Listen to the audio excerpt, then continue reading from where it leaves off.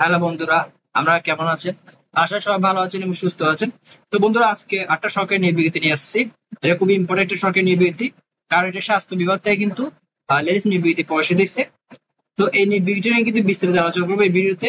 তো এই ভিডিওটা শুরুতে শেষ পর্যন্ত দেখবেন।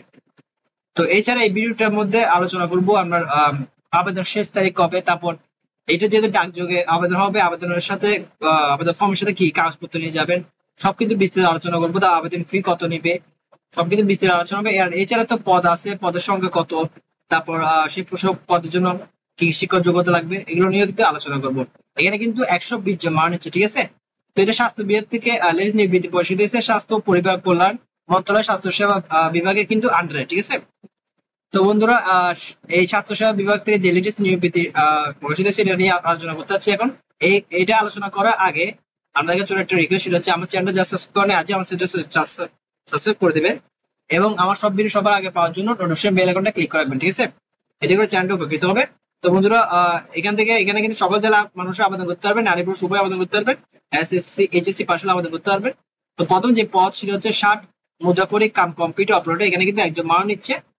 আর এখানে 10,200 থেকে 24,680 টাকা স্যালারি দিচ্ছে।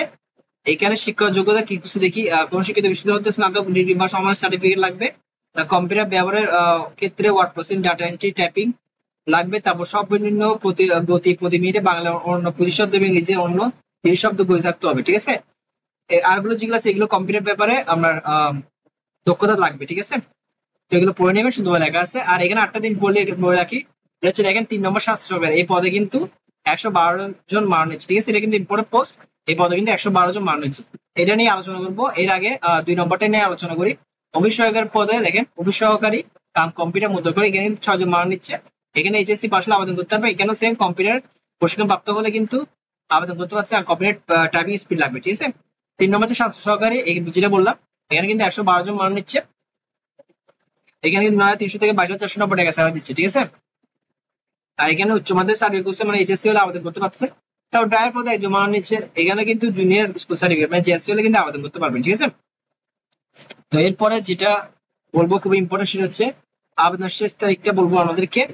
আর এটা যদি ডাকযোগে আবেদন করতে হবে বা কুরিয়ার সার্ভিসে আবেদন করতে হবে, তাহলে ওদের ঠিকানা বরাবর কিন্তু আবেদন করতে হবে। এখানে একটা ঠিকানা দিবে, সেই ঠিকানায় কিন্তু আমরা আবেদন ফর্মটা পাঠাতে হবে, এবং আবেদন ফর্মের সাথে বিভিন্ন কাগজপত্র পাঠাতে হবে, সেটা আমি বলবো ভিডিও শেষের দিকে।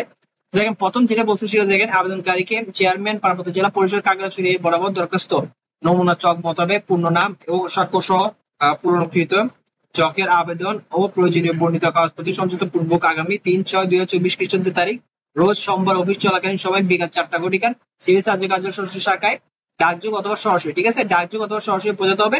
নির্ধারিত তারিখ ও সময় পরে সরাসরি বা ডাকযোগে প্রেরিত কোনো আবেদন গ্রহণ করা হবে না, ঠিক আছে।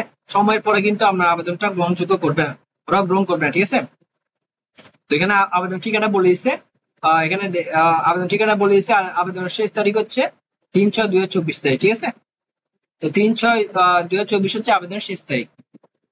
তো বয়সটা দিয়েছি দেখেন, 3 নম্বর লিখছে প্রার্থীর বয়স 9/5/2024 খ্রিস্টাব্দ তারিখে 18 থেকে 30 বছরের হতে হবে, ঠিক আছে। আর মুক্তিযোদ্ধা বীর মুক্তিযোদ্ধা ও বীর মুক্তিযোদ্ধা সন্তানের ক্ষেত্রে ও সাহিত্য প্রতিবন্ধীদের ক্ষেত্রে 32 বছর পর্যন্ত সুযোগযোগ্য সব সরকারি চাকরির মধ্যে একই সিস্টেম, ঠিক আছে। তো এরপর দেখেন কোন কোন কাগজপত্র নিতে হবে, যেটা বললাম। এখানে দেখেন 4 নম্বর লিখছে, তার প্রার্থীকে জন্মসূত্রে বাংলাদেশের নাগরিক হতে হবে। দেখেন এখানে কি কি কাগজ নিতে হবে, ইউনিয়ন পরিষদ চেয়ারম্যান অথবা পৌর মেয়র কর্তৃক প্রদত্ত নাগরিকত্ব সনদ লাগবে সত্যায়িত।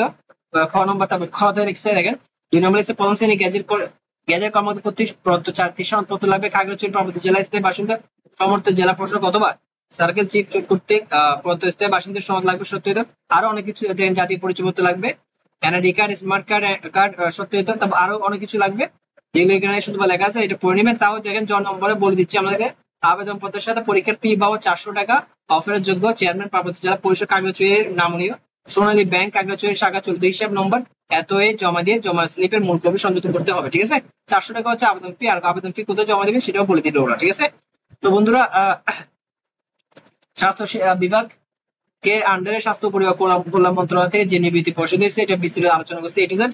আশা করি আপনাদেরকে ভিডিওটা পুরোপুরি বুঝাতে পারছি। তাও যদি কোনো কিছু জানা থাকে অবশ্যই আমাকে কমেন্টে বলবেন, আমাদের কমেন্টে প্রশ্ন যদি আমি অবশ্যই চেষ্টা করবো। আশা করি ভিডিও ভালো আছে। যদি ভিডিও ভালো লাগে আমার চ্যানেলটা সাবস্ক্রাইব করবেন। আজকে ভিডিও এতটুকুই, পরের ভিডিওতে আপনার সাথে আবার দেখা হবে। সবাই ভালো থাকবেন, ধন্যবাদ।